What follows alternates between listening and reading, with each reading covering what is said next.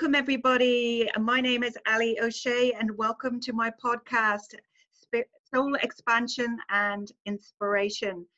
Today I have a wonderful guest called JoanneJohnson with us, and Joanne is a spiritual life coach. She says that she has manifested miracles of help and universal assistance. She has used focusing techniques to pull herself out of depression in as little as 3 days. And she has completely healed emotional wounds by changing her thought pattern with enough repetition that the hurt literally goes away. So welcome, Joanne. How are you? Thank you so much, Allie. I am doing great. Thank you very much for having me. I'm excited to share this with everyone today. So very nice. Thank you. Fantastic. So would you like to tell everybody a bit about what we just spoke about there, what I just explained that you've manifested in your life? Amazing things, it sounds like. Yes, actually, honestly, I have.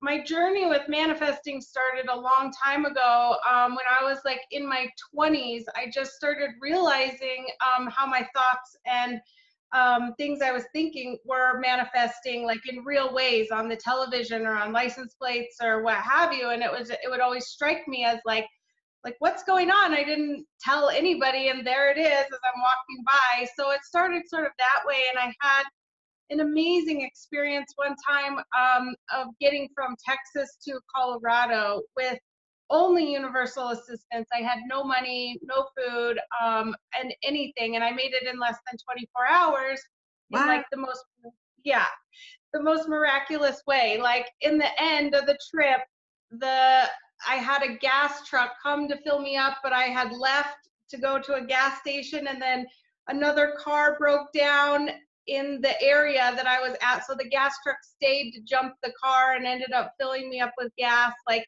the whole universe was just like conspiring to help me. And it was just so obvious at that time. I just had to figure out, what else was going on.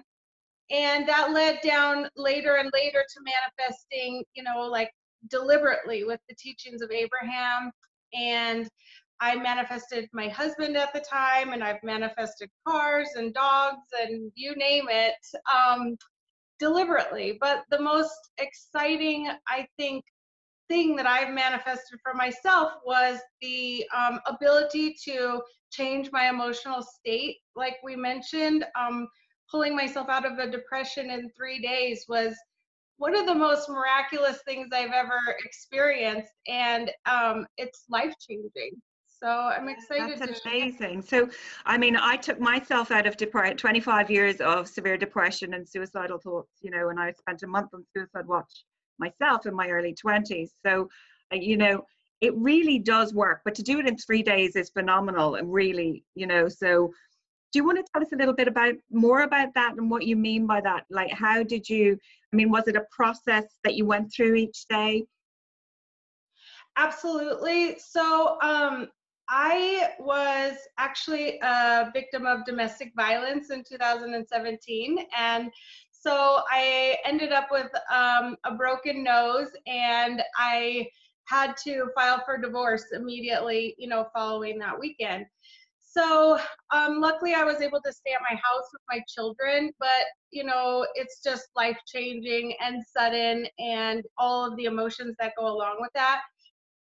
So by December, of course, I had fallen into a deep depression.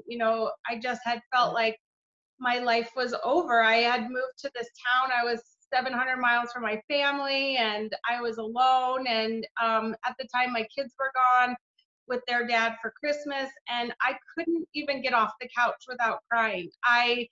I was watching Fixer Upper, and I'm like so thankful to HGTV and like Chip and Joanna Gaines, because that was the only show that I could watch for like 10-minute increments to keep myself from losing it. Like if I would just go to get something to eat, I would be crying. So it was bad, and I couldn't work, and I couldn't, I needed to get back to it for my kids, and I just could not go on like this. And I have known about the teachings for a very long time, and I have directed my thoughts many times, and I understand my emotional guidance system. So as I'm feeling like my life is over, the source within me is not agreeing with me, which is causing the despair, you know? So Yeah. that is the separation that I knew that was occurring. But I mean, my life really was bad at the time. I wasn't making it up. It was tragic, you know? And Yeah. so by focusing on that, though, it was just keeping me in this state where I could hardly live my life, you know? Yeah. So I just made a decision that I can't do that anymore. And I needed to get back to myself for my kids. And so I did the only thing that I could think of. And I just put myself in my bed and I pretended that somebody was like hugging me, like when I was little, my mom would like wrap me up. And it's like when you're sick, just having her hold you like makes it better, right? Yeah. So sickness isn't gone, but you feel better. So I would imagine just like somebody like non-physical or physical just giving me a hug and like telling me that it was going to be okay. Like, I'm sorry. It's Yeah. just that, you know, that, Very difficult for you. yeah, that feeling of relief of like, it's going to be okay. It's like, so, you know, it makes you cry. But Sure. so I just did that for like an entire day. I just made myself stay in that bed and I made myself like reach for that comfort like over and over and over again. And you know, you probably experienced this where your depression actually hurts. Like, I'm not sure, it puts like a weight on your chest and you actually have physical pain just from the depression. Do you remember that? Yeah, Yeah. definitely. Absolutely. Yeah. Yeah. So I was experiencing that, and luckily I had a little 3-year-old son, and he is the sweetest little angel, and he's just full of love, but he liked to lay on me. And so he had returned home from his trip with his dad, and he just laid on my chest for like over an hour straight one day. And the pressure of him on my chest like took the pain out of my chest. And I was able to then redirect my thoughts again because I was deliberately like going to that place of comfort just Yeah. over and over and over. And so the relief came out of my chest. And all of a sudden I realized that I was on a roll. Like I was manipulating all of my emotions, and the pain was suddenly gone, and it just was enough to keep me going that within 3 days I was like off to the races. I was done with that episode. There was no more depression. I was connected again. I remembered why I was living, what my purpose was, what I was doing, and I was back. And it was like Amazing.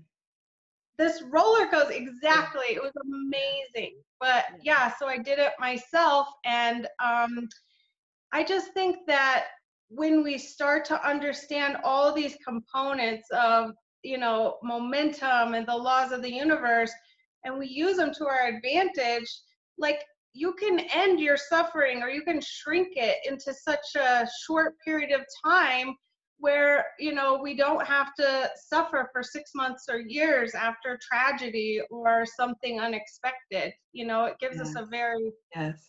very Oh, new vantage point. that's amazing, you know, so congratulations for, you know, it sounds silly, doesn't it? But I mean, it is a big deal because it can be quite hard to lift yourself up out of, you know, the depths of despair, and especially with what you went through and all of that. So well done to you. Thank you. I And just, thank you for sharing the story with us too, because I know that it was hard for you to do that. So thank you for sharing the story with us.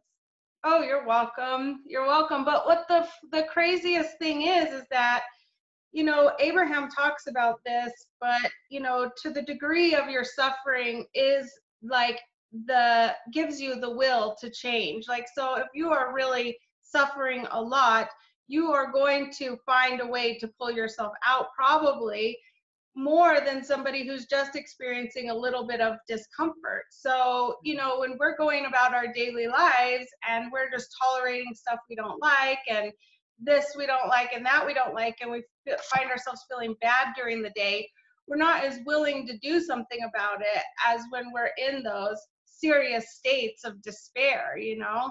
Exactly. So It's like, you know, what they say, if you get cancer, you kind of have to stop and do something about it and like focus on yourself for your healing. And it takes something quite big usually for us, as you say, to put ourselves into that position of going, hang on a second here, I've lost my connection to source, and that's really what's going on. exactly. Amazing. Exactly. Amazing. You said that you've been inspired by Abraham Hicks and is your most studied. We have that massively in common, as obviously I interpret Abraham Hicks' work. But you've also been inspired by other spiritual leaders as well. Do you want to talk a little bit about them and who's Oh, sure. inspired you? Yeah, Abraham is definitely my most studied, as I said, and they actually came into my life very like serendipitously. So my mom had called me one night and said, "Oh, I found these videos, and you have to watch them. You'll love them," you know. And so I watched like 4 videos, and I was a flight attendant at the time, and I took a trip to Las Vegas. Actually, how funny that you're just going there. So I took a trip to Las Vegas, and I spent 3 days there. And on the way back, I was flying standby, and I had gotten the last seat on the plane, and I was very excited to just make it home. But I was a little bit upset because I didn't get like the front of the plane where like the extra seating is. So this is like a 4-hour flight, and I was like, you know, whatever, a little spoiled flight attendant. So then I go to my seat, and I sit down, and I'm just looking around, and I look over, and the man next to me is reading Ask and It's Given by Abraham, like directly across from me. And like I just knew at that time it was like obvious why I got the last seat and where it was positioned. So Yeah.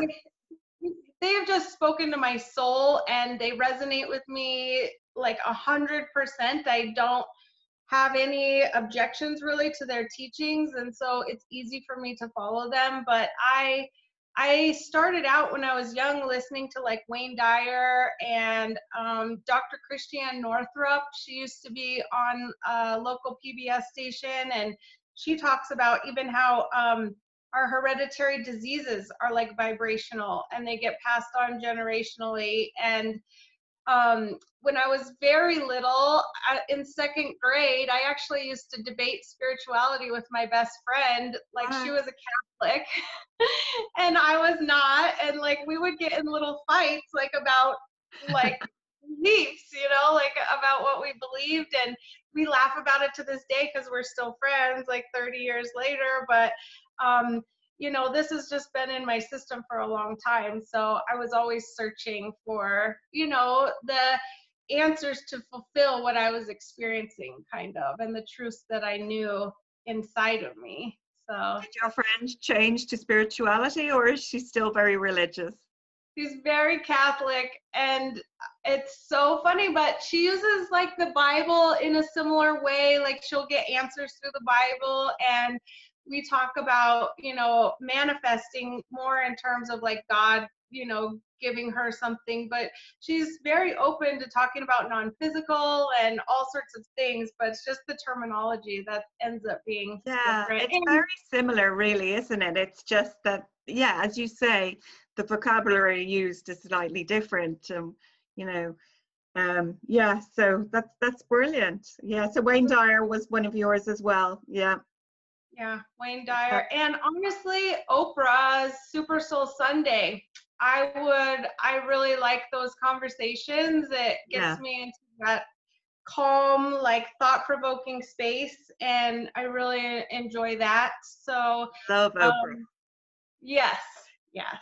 So love her, absolutely love her. Actually, my friend Tony Doyle watches Soul Food Sunday every Sunday as well. I love it. Like the people. Because it's on Facebook Live as well. They put it on Facebook Live, which is amazing. Absolutely amazing. So you could just hop on Facebook Live and catch your little Sunday tune-up. I love it. It's good. Absolutely. And you said that you learned to meditate when you were 10 years old. Was that something that was like brought to your attention that you should be doing, like I do with my children? Or is it something that you just sort of stumbled upon yourself, or what way did that happen? Because 10 is quite a young age, which is great.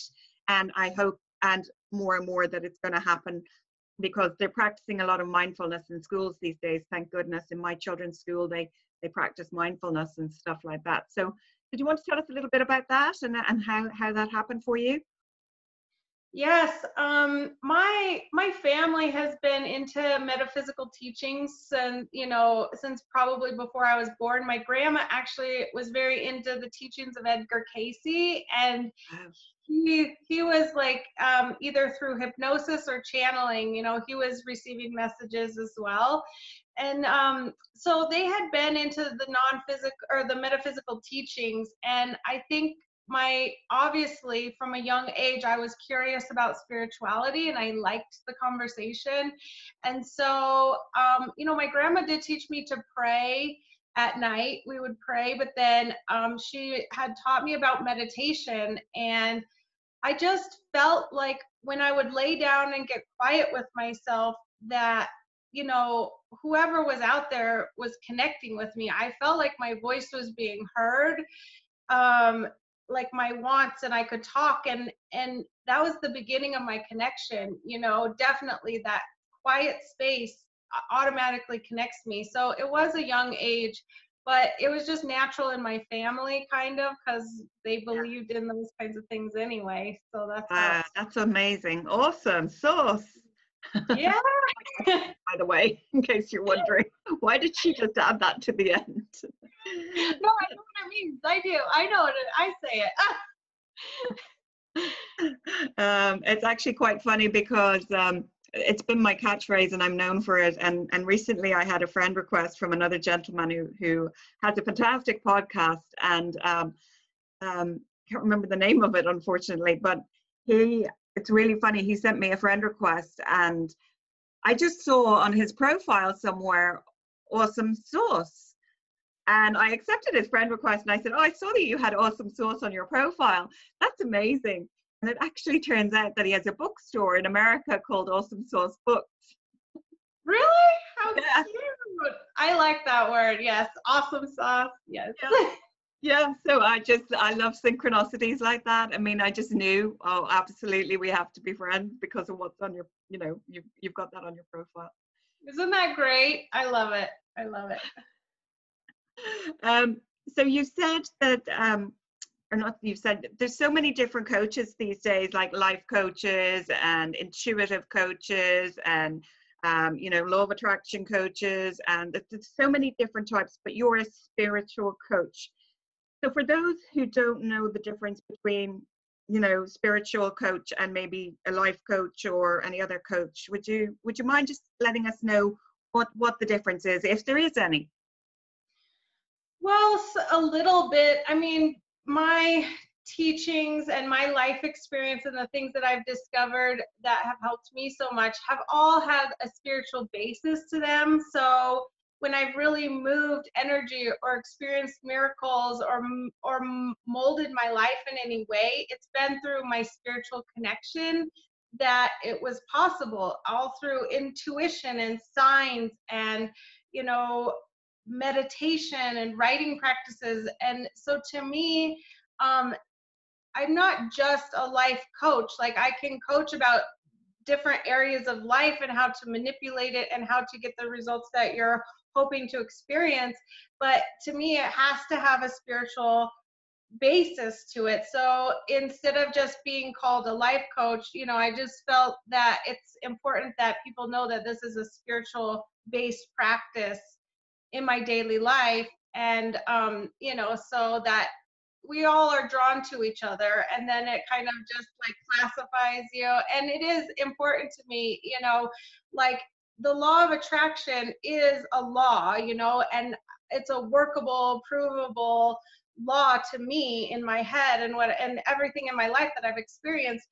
But it comes through the teachings. These teachings come through channeling and through very spiritual practices that the messages are delivered, versus like gravity, which is proven by science. So they're proving it now. They're doing things to prove it now, but for the most part, it's the spiritual teachers who have allowed these knowings to come through them. And so that's where I feel like you can't really teach the law of attraction so much without sort of that spiritual factor. To me, Yes. it just like you have to combine them. Yes. Yeah. Oh, thank you for explaining that. Sure. Yeah. So you've said that healing and connection can be achieved so much quicker than any of us really has been thought. And you already touched a little bit on that earlier. Do you have anything else that you'd like to add for the people I do. listening? So I actually have another story. And as you know, I said before, I was in a relationship and domestic violence was present. So, you know, the fights and the things that were happening in my life were dramatic and upsetting. And so, but it did cause me to focus. So I remember we would fight a lot, but one morning after a fight, you know, when you're in a fight with someone and you have all that momentum going, and the next day, like, you're thinking of all the things you should have said and you could have said and how they were wrong, and you're getting your great comebacks and like, oh, you're really gonna get them, you know, or whatever.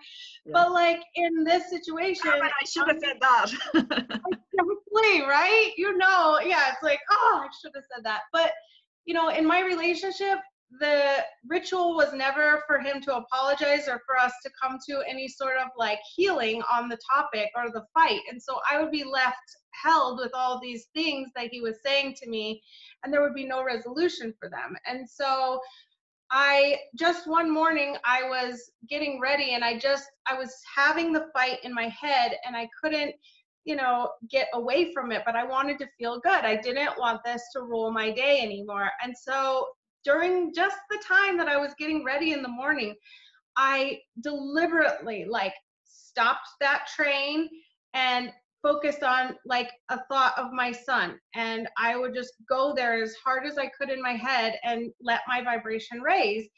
And then the fight would come back in my head, of course, because it had that momentum, and I just would do it again.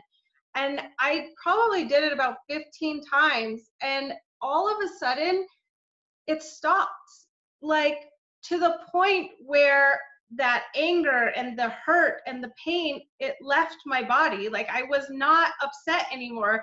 And it took me by surprise, actually. Like it was such a strange experience that I didn't know how to handle it. I'm like, I'm not mad anymore. Like nothing was resolved. Nobody said sorry, you know, Yeah. and I'm not mad. Like, how is this possible? And I was healed. So to like understand the power of this, where I feel like we have these things in our life that have happened to us, and you know, good and bad and whatever, but if something happened from somebody else or a circumstance that you can't get resolution from, you know, there is no going back. They are not apologizing. They have left. They, you know, did something wrong to you and you cannot find that resolution. Like you really have no choice but to get inside yourself to heal that wound. You know, we kind of are taught that you need to solve a problem and get the apology and work things out. Yeah. But if you don't have that option, then that wound can last for 30 years if you let it, if you keep it active, if you revisit it a lot. So to me, when you take the other person out of it and the circumstance that you can't change out of it, and now you can change what's active inside of you about it, you can truly heal from that experience. Like I feel no pain about the fight that I had anymore, you know, because that's not active in me. I'm not disconnected from my source anymore. And to me, it's just life-changing. I never knew it was possible. And as you probably have felt too, like depression and all of these things that we just think are sort of uncontrollable, and these hurts take over our lives, but we don't have to let it. And it is possible to heal in as little as 30 minutes. It's like, what? Like, what? I could just do it in 30 minutes. Like, that's it. That's all it's going to take, you know? And so imagine. It's the power of focus, isn't it? It's really focusing. Okay, I've had that thought, catching it earlier on at the subtle stages, you know, the earlier subtle stages, as Abraham says, and really catching yourself and saying, I don't want to think that thought anymore, and keep going back, as you say, almost like retraining yourself. Yeah. Yeah. But yes, and like in the beginning, when you learn these things, it's like, oh, you don't really know what the payoff is necessarily. And like when I've done these practices, that was a huge payoff in and of itself. But it has led to like the further practice to the point where I've been able to experience like instant manifestations now, where the good stuff, because I have the good stuff rolling now so much, and I've let the other stuff, I've ignored it or let it fade away. So it starts with ending the suffering, but then imagine the positive, ways you could redirect it. So it really is, it's amazing. Absolutely. Yeah, fantastic. Thank you for sharing that with us. Yeah. You have a gift, don't you, for the listeners? Do you want to say a little bit about that? I sure do. Yes. So obviously the coming out of depression and the changing the fight, it was based off of the teachings and things that I have practiced for many years. And so I've sort of broken it down into an ebook about how exactly I did that and the components that are sort of necessary so that our listeners can start implementing this practice into their life, as soon as today. So amazing. yes, if they go to, that's so generous of you.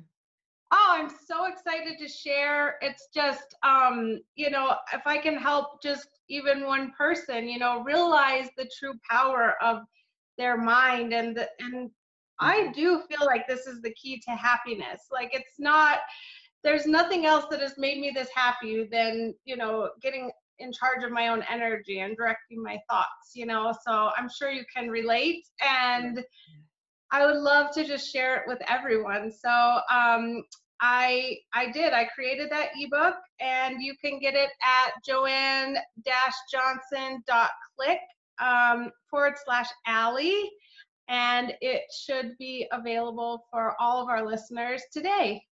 Fantastic. Thank you so much. That's so generous. Oh, it's no problem. I'm happy to share. Lovely. Do you have anything else that you would like to leave with our listeners that you'd like to let them know? I just would like to encourage anyone, who has happened upon these teachings or who is trying to, who's just embarking on their spiritual journey, no matter where you're at in the journey, that, keep going and keep practicing, because it does get easier and it does get more natural, and life really does become this magnificent, like, joyous experience. And I think that's the way we were intended to live. And so like, don't give up, just keep going. That would be brilliant. Fantastic advice. As I always say, baby steps, take baby steps each and every day. Yeah, so very, very good. So thank you so much, for sharing your story with us. It's been very inspirational, and I'm sure the listeners will love to hear your story and look forward to reading your ebook with anticipation and, really excitement to read it, because I haven't heard of anyone who has something like that out there. So it's a fantastic opportunity for the listeners to avail of. So thank you. Thank you as well. I'm so happy that to be invited on today, and it's just wonderful connecting, with other people who are experiencing similar things. So I'm so happy to have met you, and thank you for having me. And I hope everyone loves the book and can get some really, soul satisfying information in there. Yeah. So that's fantastic. Absolutely fantastic. Well, once again, this has been series 3, or episode 3, I should say, of my podcast, Soul Expansion and Inspiration, with the beautiful Joanne Johnson. Thank you very much for being here with me again today. Namaste to you. Namaste. Thank you so much, Allie. Thank you.